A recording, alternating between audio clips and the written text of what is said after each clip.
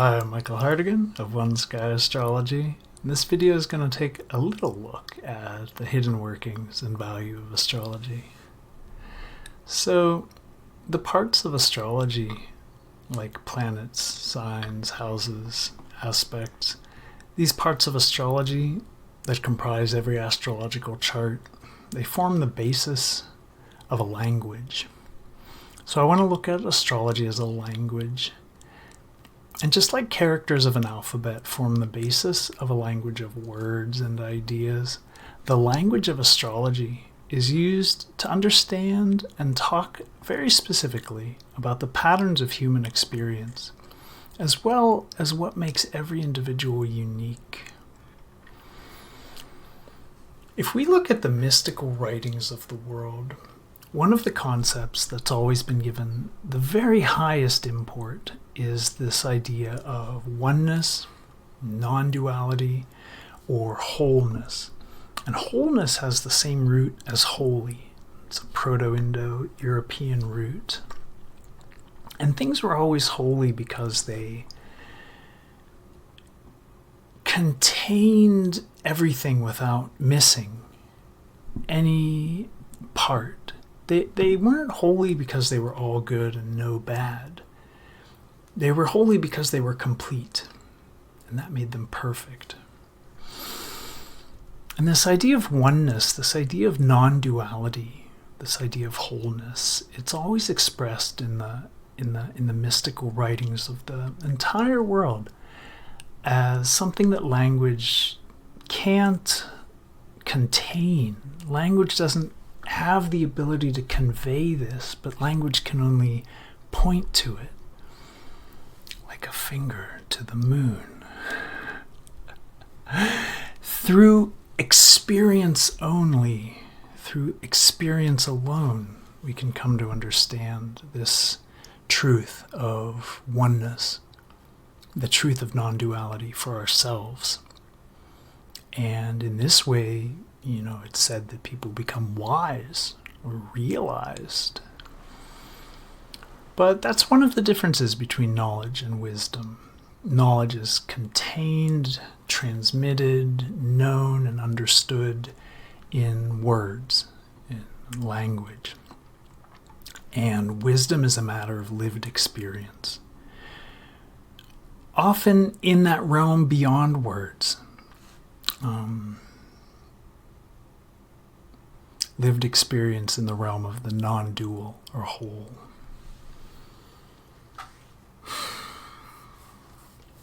If we examine life and the universe as a whole, we have to look at wildly different scales of being.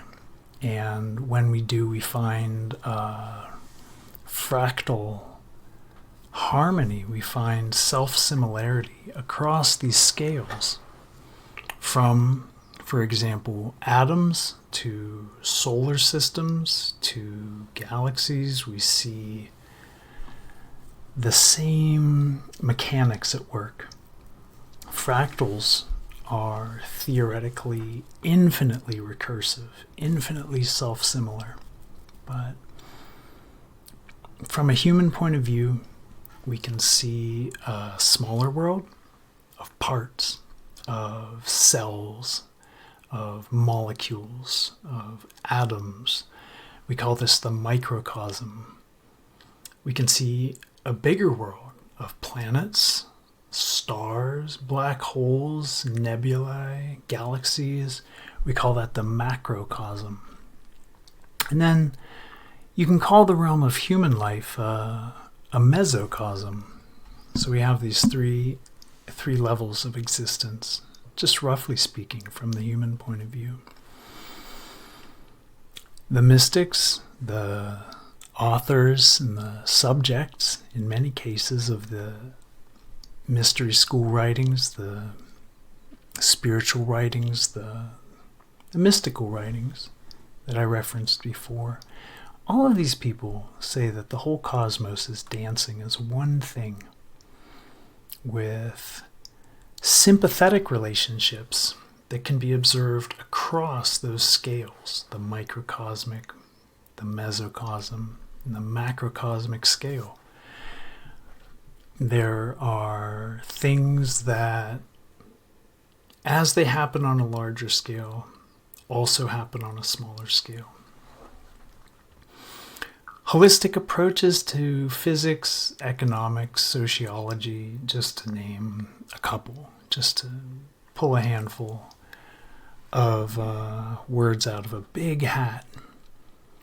Holistic approaches are confirming this. But common sense would tell you that if you disrupt your body on a molecular level, it's going to disrupt your cells. If your cells get disrupted, it's going to disrupt your organs. And your life on the mezzo level will experience the disruption of illness. And the same holds in reverse in regards to health and well-being. So we see that there's no meaningful way to extract the human experience from the microcosm of human experience. And what astrology is designed to express is a holistic interpretation on the macro scale. How does the everyday mesocosm of human experience relate to the macrocosm of solar, of planetary movement, of galactic alignment, and more?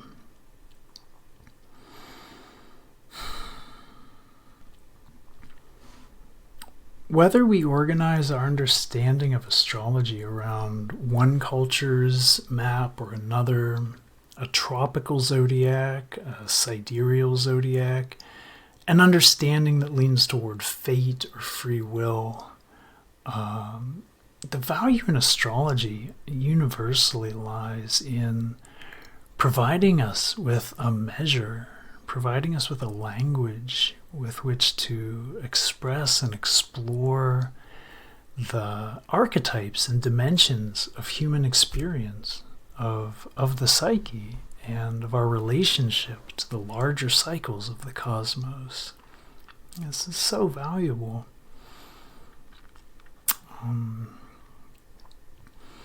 These sympathetic relationships between the mezzo and macro levels of existence have been observed in their own way by almost every culture that we know about. Astrology is nearly universal, looking at it historically. Today, it's often relegated by scientists to the realm of pseudoscience, especially in the West. And there's a couple reasons for that that really stand out to me. Western thought is fundamentally oriented to deconstructing things, kind of taking them apart and seeing how those parts fit, relate to each other. It isn't oriented to a holistic view or seeing how those parts operate together and across scales, seeing the sympathetic relationships within and across systems. In the East, it's common knowledge that how your liver is, the health of your liver, that's going to affect your heart, your intestines, your lungs. But in the West, they will give you liver drugs, and if those don't work, they'll cut out your liver and try and give you a new one. It's indicative of the pharmaceutical and surgery-based approach of medicine that's arisen out of the Western mindset. So on top of all that, due to the ignorance of this age, which is Plato's Dark Age or Iron Age, or the Kali Yuga in a Vedic framework, important thinkers in the ancient world were geocentric. They thought that the whole cosmos must revolve around the Earth. They couldn't have done any experiments to, prove it correct or incorrect. So that was the dominant thinking of ancient Greece. And in the West, mainstream astrology has oriented its zodiac to a point that makes astronomical accuracy impossible, even though that was important in ancient times. And that astronomical accuracy was one of the ideas that mainstream astrology was founded on in ancient times. Today, the zodiac that the mainstream West uses is oriented to the seasons in the northern hemisphere rather than the fixed stars. And even in spite of that, mainstream Western astrology remains a powerful force in our world, just like its Eastern and ancient counterparts that oriented themselves to the fixed stars, oriented themselves astronomically. What is it about astrology that makes it so useful that even in a limited, modern capacity, emerging from the Dark Ages, 1800 years of drifting misalignment, it carries such value? Well, I think it's precisely because it gives us a language to understand how our human lives, our inner worlds, our lived experience are a holistic part of a greater universe. It gives us a set of ideas to talk about energy, frequency, and vibration of life on Earth in the way that those things actually work in the universe, sympathetically and holistically. It gives us the ability to understand in much more detail the workings of that vague maxim, as above, so below, as within, so without, as the universe, so the soul. That was the maxim of Hermetic alchemy as put into our modern use by Hermes Trismegistus. So, generally speaking, the planetary gods of the ancient world were revered externally, outside. They were worshipped as external in a conventional practice of worship. But the mystical or esoteric understanding was that they were worshipped within. Astrology of all types gives us a means to connect the forces in our personal life with the powerful forces in the outer world that have always been considered divine. In the conventional understanding, if you didn't propitiate Mars at the right time or honor Saturn at the yearly festival, if you weren't making offerings to the moon, at least on the new and full moons, the gods would become angry. And in the Greek, there was this character Nemesis, who would exact revenge on those humans who gave in to the hubris of thinking that they didn't need to worship. And the ancient inner, secret, occulted, or hidden meaning of deity worship is common knowledge to any astrologer. The esoteric meaning was that if you didn't honor the inner force of, let's take Mars for example, which in astrology is the drive to accomplish, to assert, to make headway, and it's our libido, our survival instinct, our animal nature. If we didn't find healthy and good ways to express that powerful component of our lives, it would become pent up and warped. It will act explosively and often in very unhealthy ways. And we can cause damage to our lives by repressing and suppressing the vital forces that drive us as human beings. And when we do this, you could say that we are our own nemesis. The same goes for any of the fundamental forces of life, the creativity, emotionality, intellect and communication, our relationships to others, our hope, inspiration, our discipline and steadiness, our innovation, our dreams, our drive to explore the hidden, all of these primal forces, all of them need to be expressed in healthy, appropriate ways. And if we push them down, if we deny them that expression, these primal forces will act in our lives. Astrology is a language that's designed specifically to shed the light of insight on the way these archetypal forces express themselves in everyday life. It helps us to understand the energies that are asking to be expressed, in some cases begging to be expressed in our lives. It brings our human experience into contact with the realm of the divine, the realm of the heavens, in a meaningful and beneficial way. For me, the most valuable aspect of astrology is that it speaks to the spectrum of human experience. It speaks of a broad spectrum, which has done such wonders for me in helping me to accept everyone for who they are. Just ground level. There's just a 360-degree circle of different